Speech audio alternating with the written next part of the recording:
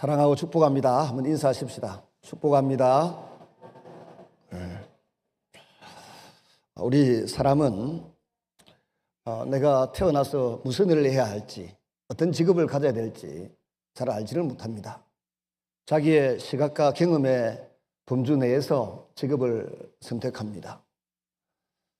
시골에서 태어난 우리 세대들은 기껏 해봤자 직업이라고 하면 농부나 어부나 그리고 면사무소에 일하는 공무원들, 학교에 가르치는 선생님들, 시장 점포 약국, 그리고 무슨 다른 직업이라고 하는 게 있는 줄을 몰랐습니다. 그러다가 명절이 되면 객지에서 수고하던 일가 친족들이 돌아오고 젊은 청년들이 돌아오면 그들이 하고 있는 일이 뭔가 이야기를 하게 되는데 조금 귀로 듣기로는 하지만 제대로 알 턱이 없습니다.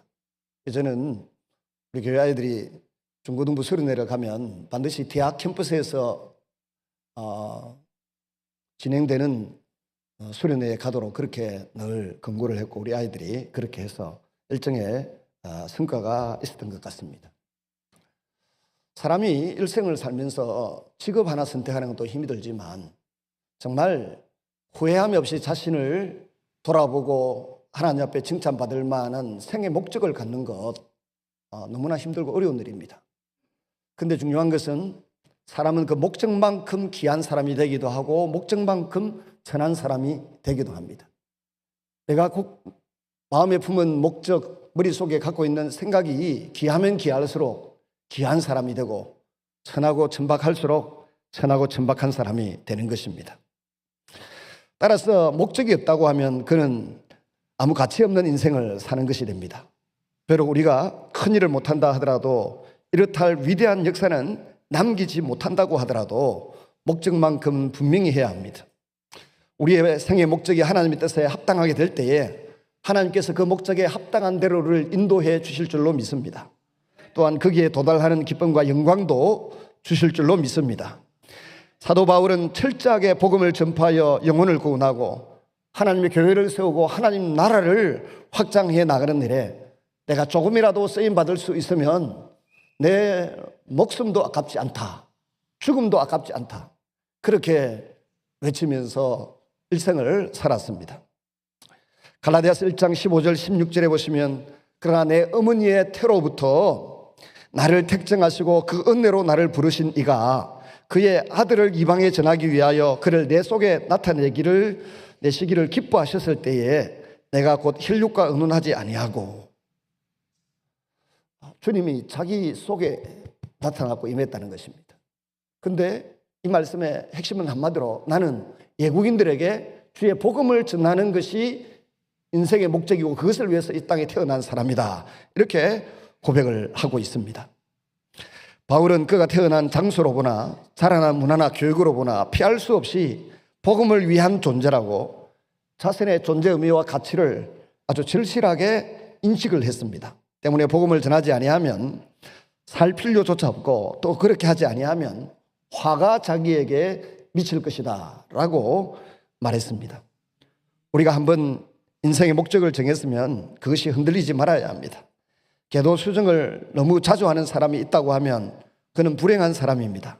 한번 목적을 정하고 그 목적만 이루어질 수 있다고 하면 어떤 고난도 좋다, 무엇이든지 참아낼 수 있다고 생각하는 사람은 행복한 사람입니다. 이것만 이루어진다면 그대로 죽어도 좋습니다.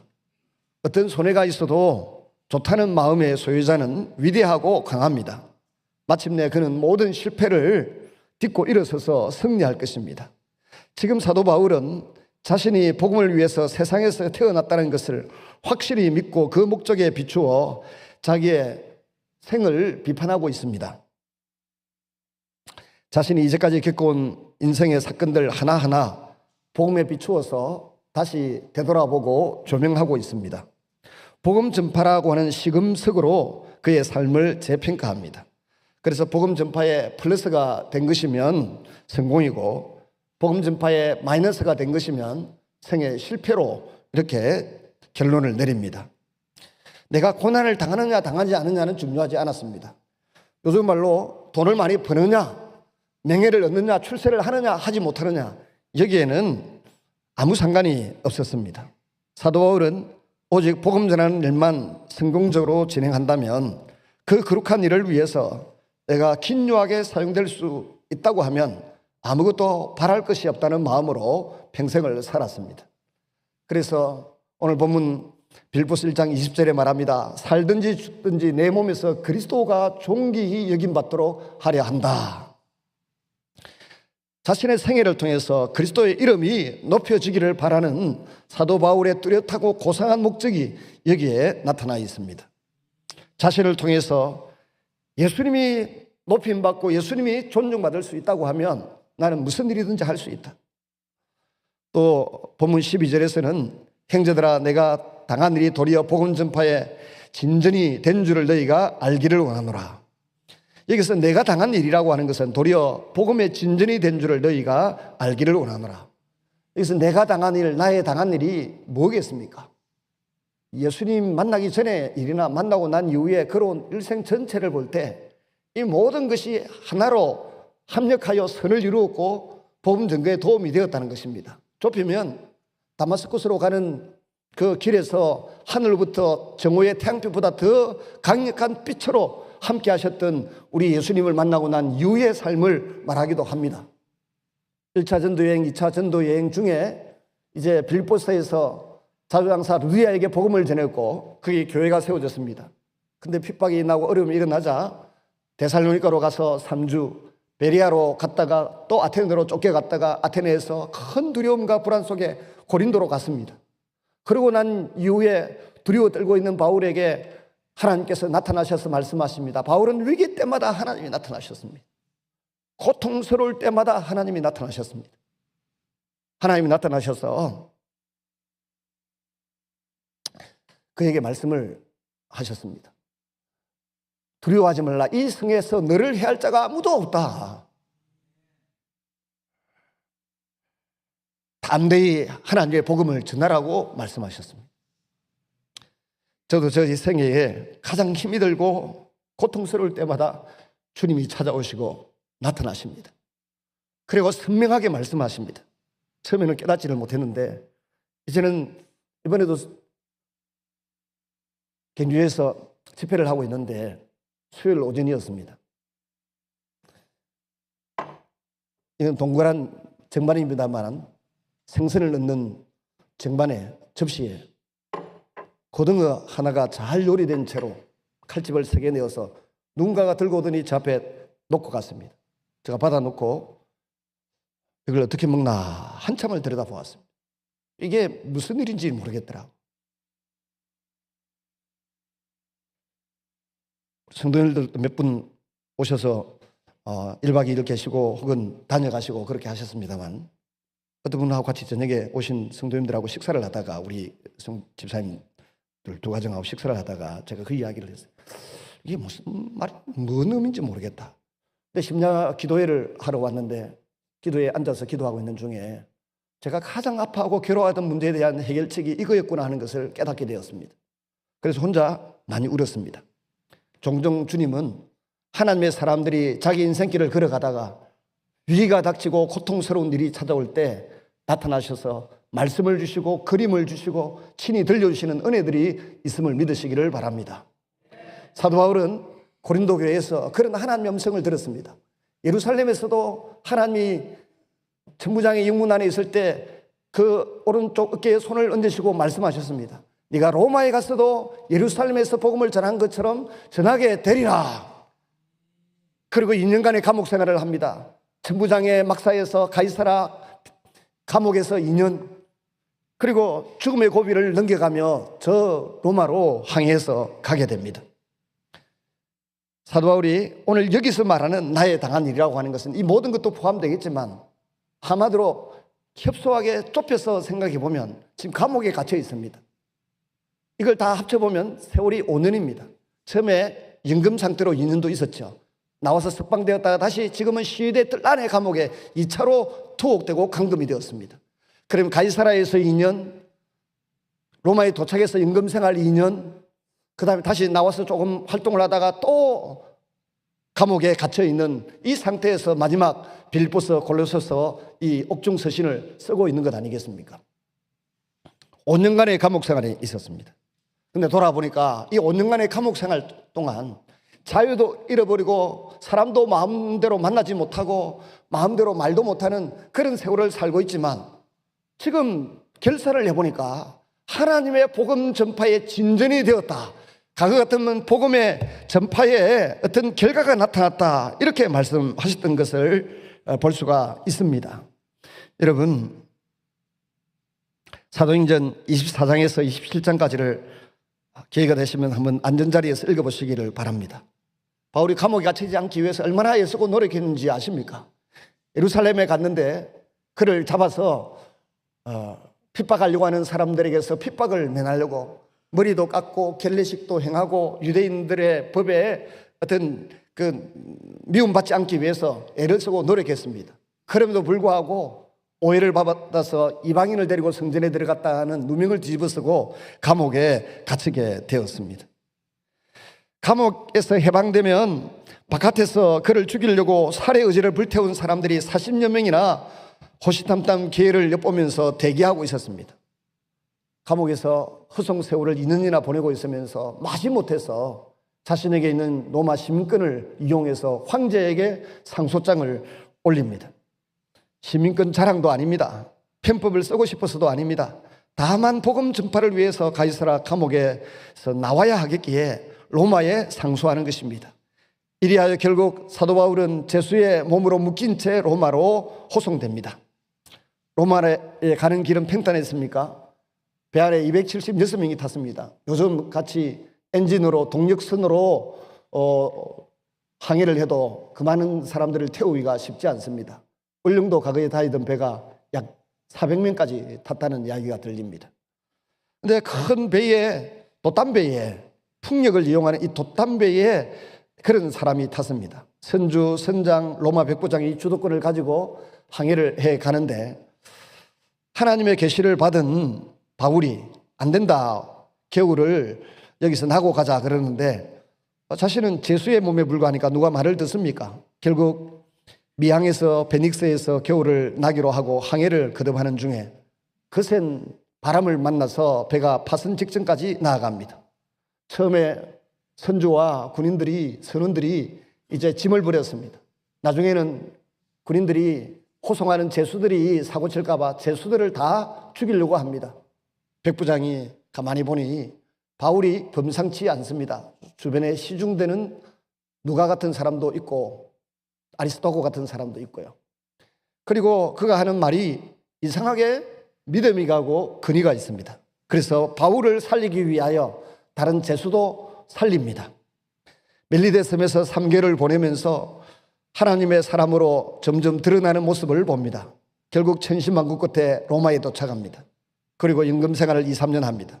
벌써 자유롭지 못한 세월을 5년이나 보냈습니다. 이 5년 동안 자유롭게 전도를 마음껏 못했습니다. 하나님께서 왜 전도의 문을 열어주지 않으실까 답답했을 것입니다. 제수의 몸으로 감옥에 갇혀 세원이 사는 세월이 허무하게 흘러갑니다. 언제 감옥에서 자유를 얻을는지 아니면 여기서 죽을는지 기약도 없고 막연합니다. 그가 붙들고 있는 것은 딱 하나입니다. 하나님 말씀. 네가 로마에 가서도 복음을 전하리라. 이 말씀 외에는 어떤 희망도 소망도 없습니다. 여러분의 성에 붙들고 있는 주님의 말씀이 있습니까? 공경에 처할 때마다 돈이 없을 때에 혹은 인간관계의 균열로 고통스러워할 때 가장 슬프고 고통스럽고 비참한 일이 발생했을 때 붙들고 일어설 수 있는 하나님의 말씀이 여러분의 마음에 있기를 바랍니다. 사도 바울은 깊이 생각했습니다. 문은 닫히고 자유가 없습니다. 내 뜻대로 안 된 일이 지금 5년이나 계속되고 있습니다. 내 행복을 찾아 살고자 하는 것도 아니고 돈을 벌어 출세하겠다는 것도 아닙니다. 쾌락을 추구하는 것도 아닙니다. 오직 증거가 그리스도의 십자가의 복음을, 부활을 전하여 영혼을 구원하고 하나님 나라를 확장하는 일에 온신의 힘을 다 쏟고 있는데도 길이 열리지 않습니다. 너무너무 안타까운 상황이 계속되고 있는데 돌아보면서 결론을 내립니다. 12절 내가 당한 일이 복음 전파의 진전이 된 줄을 너희가 알기를 원하노라. 지금 빌보 교회 성도들도 몇 주 전에 말씀드렸습니다마는 어떤 상태입니까? 3장에 보니까 십자가의 원수로 행하는 교인들이 빌보 교회 안에 있습니다. 그 편지를 읽을 사람들입니다. 요데오와 순도계라고 하는 두 여성 지도자는 주도권 다툼을 교회 내에서 펼치고 있습니다. 그런 가운데도 바울은 기쁨을 잃지 않고 말합니다. 나의 당한 일이 복음 전파의 진전, 과거의 진보가 된 줄을 알기를 원하노라. 진전 혹은 진보로 번역되었던 이 단어는 원래 프로코페라고 하는 명사입니다. 헬라어로. 동사는 프로콥테인입니다. 이 말은 나무를 찍어가면서 길을 열어서 만들어 간다는 뜻입니다. 군인들이 싸움부터 전쟁터에 나갈 때 나무가 빽빽한 밀림 지역을 지나게 됩니다. 길을 만들기 위해서 벌목을 합니다. 나무를 베어내고 찍어버리면서 앞으로 나아가는 것, 그것을 진전이라고 합니다. 한마디로 장애물을 제거한다는 뜻입니다. 그러니까 복음의 진보란 결국 복음이 앞으로 나아감에 있어서 방해되는 장애물들을 전부 제거하고 전진한다는 내용입니다. 분명히 감옥 생활이란 것은 선교나 전도를 불가능하게 합니다. 이것이 바울의 생애 막다른 골목길 같습니다. 그러나 바울은 고백합니다. 오히려 이 막다른 골목길이 복음 전파에 도움이 되고 있다라고 선언합니다. 내가 당한 일이 복음의 문을 닫는 사건이 아니라는 것입니다. 오히려 그 문을 더욱 활짝하게 여는 사건이라는 것입니다. 더 귀하고 더 크게 더 신비롭게 더 놀랍게 하나님의 역사가 이 사건, 즉 내가 당한 일을 통하여 나타나고 있다는 뜻입니다. 이것이 바로 선교적 역사입니다. 이 일에 결코 낙심이 없습니다. 어떤 고난의 선교적 의미를 하나하나 정리해 보십시다. 3가지 정도로 정리할 수 있는데, 물론 지금 말씀드리고 하는 3가지 외에도 고난의 의미는 많습니다. 시편이나 성경을 보면 고난은 첫째, 내 죄를 깨닫게 한다. 둘째, 고난은 주의 율례와 법도를 깨닫게 한다. 셋째, 고난은 내가 주님 한 분만을 의지하도록 하게 한다. 앞에 2개는 시편 119편에 보면 나오는 성경 구절들이고, 고린도후서 1장 8절 9절에 보시면 내가 아시아에서 큰 고난을 만나서 사형 선고를 받아 죽는 줄 알았다. 근데 나중에 알고 보니까 오직 죽은 자도 능히 살리시는 하나님 한 분만큼만 신뢰하라고 하는 믿음을 갖도록 하기 위해서 고난을 주셨다라고 말씀하셨다는 것입니다. 오늘날 우리의 삶 속에 고난이 극심하거든 이 고난은 영광이 되어 내게 돌아올 줄로 믿는다. 그렇게 고백할 수 있기를 바랍니다. 선교대회 강사를 저와 아주 친밀한 사람들만 불러다가 세웠습니다. 근데 한 10,000명 모이는 교회 목사님은 먹고 죽을라 해도 돈이 없더라. 진짜 먹고 죽을라 해도 돈이 없더라. 너무너무 죽을 고생을 많이 했다. 그러고도 교회당을 5개를 세웠는데 150억짜리 5개를 세웠는데 포함해서 800억 정도 들었다더라. 진짜 먹고 죽을래도 돈이 없었다. 근데 한 2-3년 전부터 갑자기 이제 형편이 괜찮아졌다라고 이야기합니다. 그러면서도 복음 전하는 일에 최선을 다하는 겁니다. 또 다른 친구 목사님은 구미에 계시는 분인데 같이 노는데도 이야기를 안 하더니 거기서 뜻밖의 이야기를 하더라고요. 자기를 가장 괴롭히고 가장 힘들게 하고 3일을 사택에 찾아와서 사모님하고 아이들은 방 안에 들어가 있으라 그러고 밖에서 상대를 하는데 이는 인간이 왜 그러냐, 또 목사가 그래야 되냐, 둘째 날은, 셋째 날은 이 새끼 저 새끼 하고 온만 욕을 다 하더니 그분이 구미에 있는 큰 교회에다가 전화를 해가지고는 내가 돌아보니까 그 장로님이 구미에 있는 그 구미 남교회 장로님한테 전화해서 이 사람 내가 겪어봤는데 이 진짜다, 데리고 가라. 그래가지고 그 교회 담임 목사로 가서 지금 한국에서 가정교회 사역으로는 최고의 그 모범이 되는 교회가 그 구미 남교회가 되어 있는 것입니다. 3일을 그랬대요. 제가 교회를 건축한다 하니까 이 설교들을 가져오라. 그래서 하룻밤새 설교들을 꽉 들었다 보면 밤새 설교들을 보고 같이 연구했던 그런 분입니다. 그분이. 그리고는 그러더라고요. 앞으로 잠 이루지 못하고 괴로운 시간을 많이 보내겠구만 그러더라고요. 근데 잠 못 잔 날이 단 하루도 없음을 주님께 감사를 드립니다. 여러분, 고난은 이런 좋은 점이 있습니다. 고난은 현재의 고난은 장차올 영광과 좋게 비교할 수 없다. 이 정도 한 4가지를 정리하고요. 첫째는 고난이 죄를 깨닫게 한다. 둘째는 뭐라고요? 둘째는 하나님의 말씀을 깨닫게 한다. 셋째는 고난은 믿음을 순수하게 하나님만을 신뢰하는 믿음을 갖도록 한다. 네 번째 고난은 장차올 영광과 비교할 수 없다. 그 가정 터널을 지나게만 하면 큰 상급과 은혜를 부어주실 것이다. 근데 오늘 본문에서 고난이 바울에게 가져다 준 것은 3가지입니다.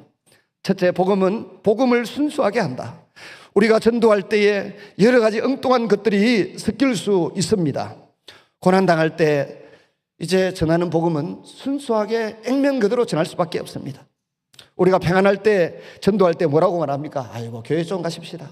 교회 가면 사기꾼 중에도 그래도 좋은 사람들만 모여있다고. 세상은 온통 사기꾼 천지인데 교회도 사기꾼이 있는데 그래도 기중 낮디 그러면서 가자 그러고, 또 교회에 가자 그러면서 교회 가면 나쁜 소리 하겠나 좋은 소리 하지, 너희 자식들 잘 되고 다 잘 된다, 교회 가자, 뭐 이런 식으로 복음은 이야기 안 하고 그냥 분위기를 대충 이렇게 말합니다. 아니면 우리 목사님이 용한 사람이라 하든지, 또 어떤 분은 야, 우리 남편은 어쩌적이 많아서 교회 못 간다, 교회 가면 우리 남편이 따라와서 교회 깽판 논다, 걱정할 거 없다. 우리 목사님 얼굴 보고 우리 남편 와서 너 남편 한번 보면 절대로 그런 걱정, 그런 의심 안 할 테니까. 뭐 생긴 목사님이 있거든. 저처럼 잘생긴 사람 말고. 그런 전혀 걱정 안 해. 뭐 소왕서 목사님도 그러고 저 만나교회 누구도 그러고 뭐 그런 사람들이 있더라고. 근데 그건 복음 전하는 게 아닙니다. 진짜 고통을 겪고 고난을 겪고 나면 어떤 생각이 드는가 하면, 오직 예수님 한 분만 제대로 소개하고 싶고 하나님 나라를 제대로 소개하고 싶고 뺨을 맞더라도 예수 믿으면 천당이고 예수 안 믿으면 지옥이다, 담대하게 이야기를 할 수 있게 되는 줄로 믿습니다. 두 번째는 고난은 복음의 길을 인도하고 선교사의 길을 인도합니다. 예수님은 분명히 말씀합니다. 여기에 핍박이 있으면 저 마을로 도망가라, 이쪽 문이 닫히면 저쪽 문으로 가라고 하셨습니다. 정말 예루살렘에 핍박이 일어나자 한 곳에만 모여 있는데 초대 그리스도인들은 다 사마리아로 갔고 가이사라 빌립보로 갔고 다마스쿠스로 도망을 갔고 이렇게 도망 다니면서도 복음을 전했습니다. 고난으로 말미암아 비로소 복음의 문이 천하 만민에게 열리게 되는 것입니다. 한 교회가 크게 부흥했는데 열심히 복음을 전하고 본질에 집중하지 아니하면 하나님께서 어떻게 하시던가요? 교회 안에 내분이 일어나가지고 교회가 나누어지는 일들이 일어나더라고요.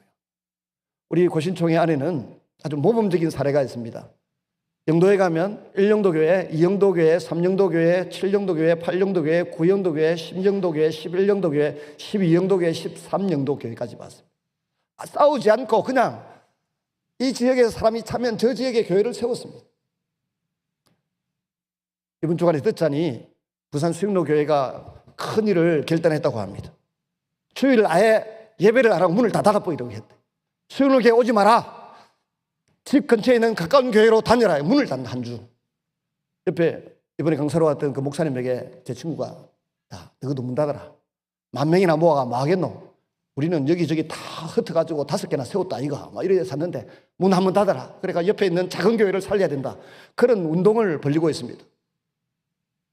서울에 이찬수 목사님이 그 일을 했는데 그분이 대구에 있는 우리 교단 목사님 아드님이었어요. 고신총회 목사님의 아들이었어요.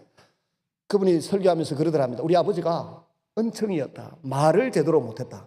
말을 못하니까 성도들부터 늘 무시당하고 어려움을 당하니까 이 아버지가 40일 금식 기도를 하면서 어떻게 은혜를 받아보려고 애를 쓰다가 돌아가셨다.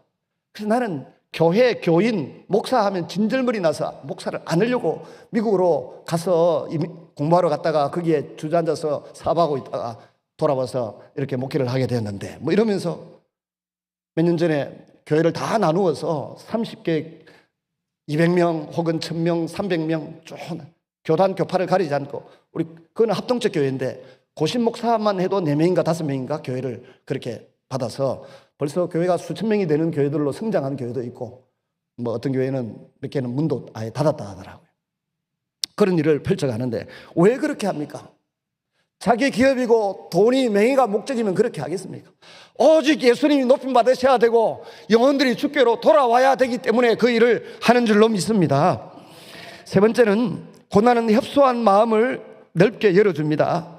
사마리아인이라고 무시하고 이방인이라고 업신여기고 로마 사람들을 원수같이 대하던 유대인들입니다. 그러나 이리저리 도망다니면서 그들이 오히려 예수 믿는 유대인 그리스도인들을 보호하고 지켜주었습니다. 스데반 집사가 돌에 맞아 순교했을 때에 큰 박해가 일어났습니다. 빌립 집사는 사마리아에 들어가서 보호를 받으면서 복음을 전했습니다. 그들도 하나님의 자녀임이 증명되었습니다. 고난을 통해서 협소한 민족주의가 깨어지고 좁은 마음이 넓어졌고 오히려 편견이 다 없어졌습니다. 지방색도 사라졌고 인종 차별도 넘어섭니다. 사람은 평안하면 게을러지고 약해집니다. 반대로 자꾸 얻어맞으면 강해집니다. 공은 세게 때릴수록 높이 튑니다. 고난은 때로 사람을 강하게 만들고 고난은 전도를 가능하게 합니다. 어려움 속에서 복음을 전할 때 상대방이 마음문을 열어줍니다. 부자가 가난한 자에게 전도하기 어렵고 높은 사람이 낮은 사람에게 복음 전하기가 쉽지 않습니다.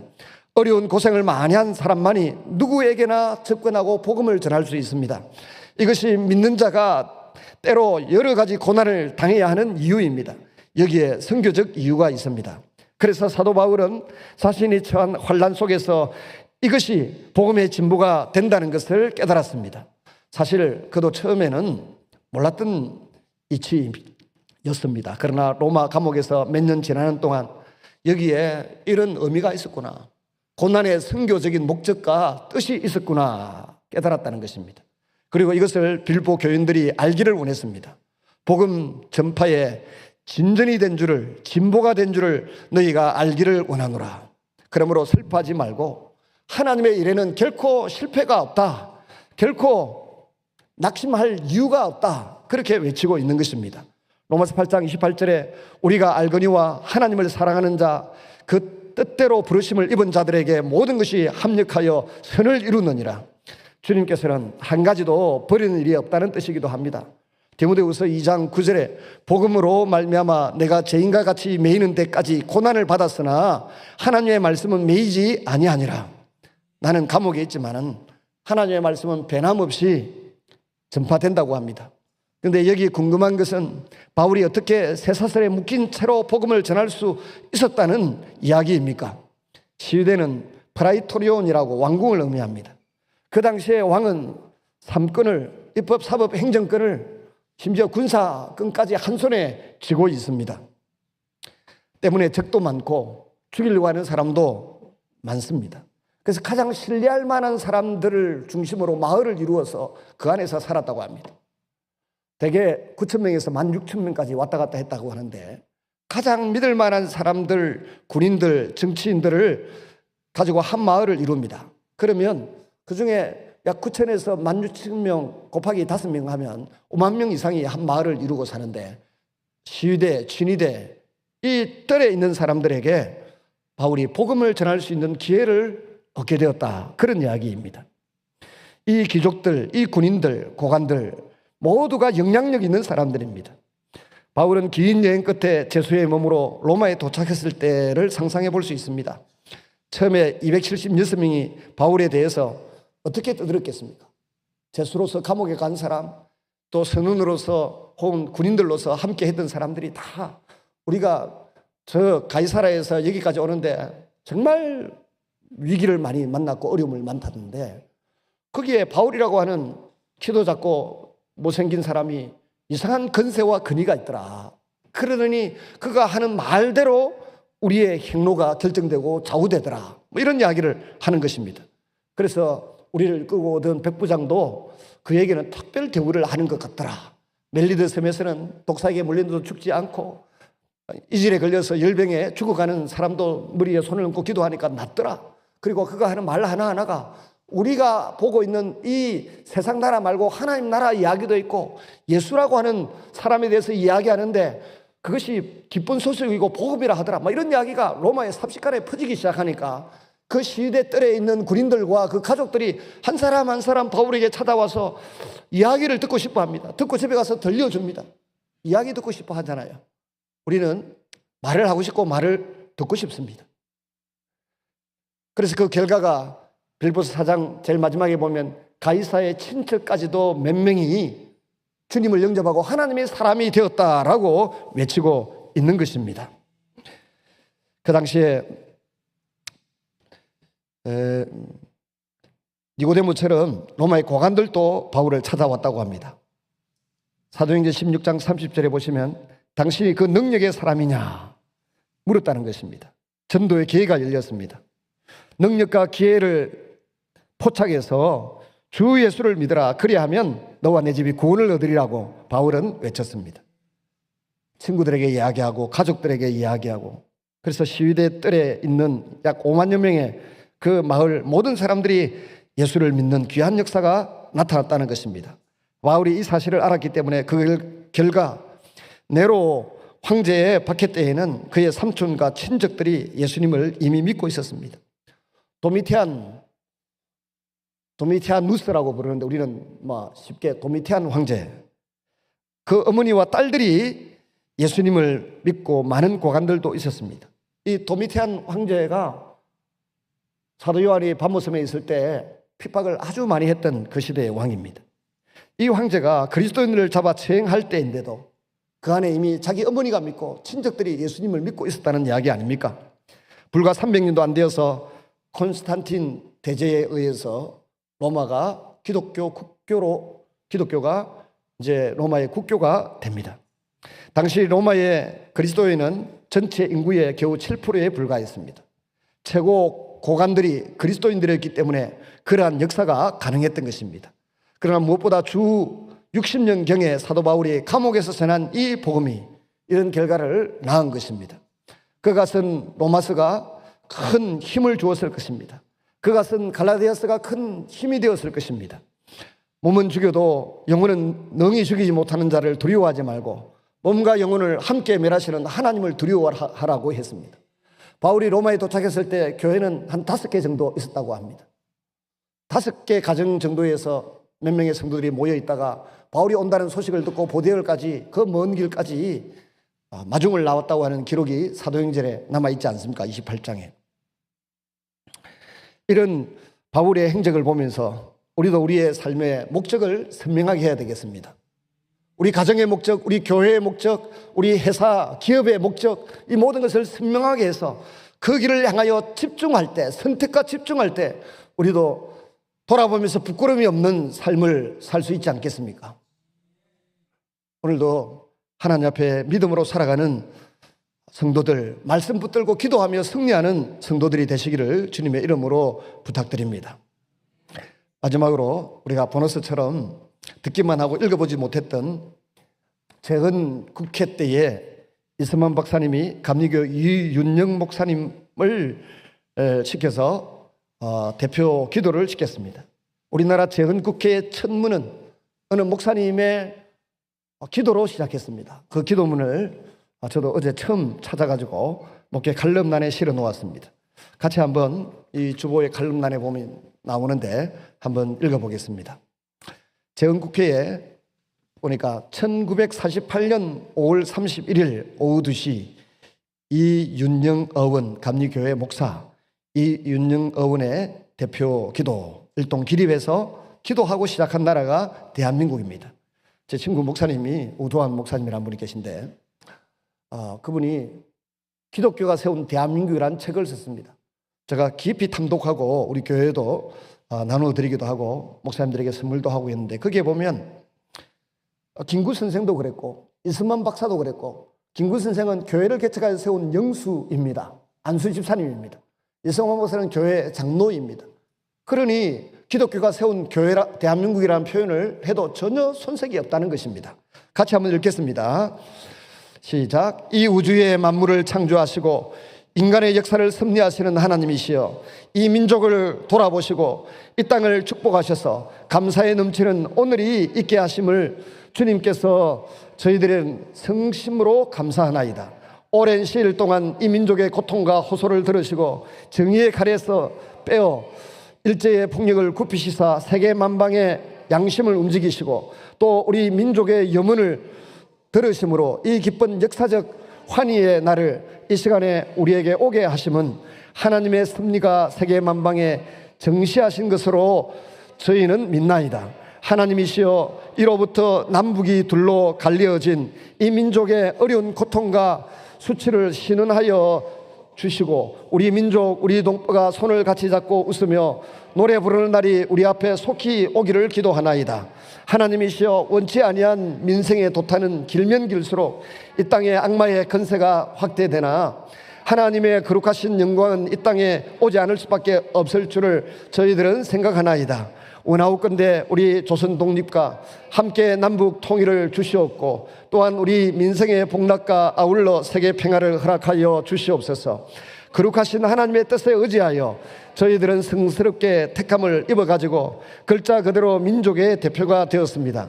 그러하나 우리들의 책임이 중차대한 것을 저희들은 느끼고 우리 자신이 진실로 무력한 것을 생각할 때 지인, 용기, 모든 덕의 근원이 되시는 하나님 앞에 이러한 요소를 저희들이 간구하나이다.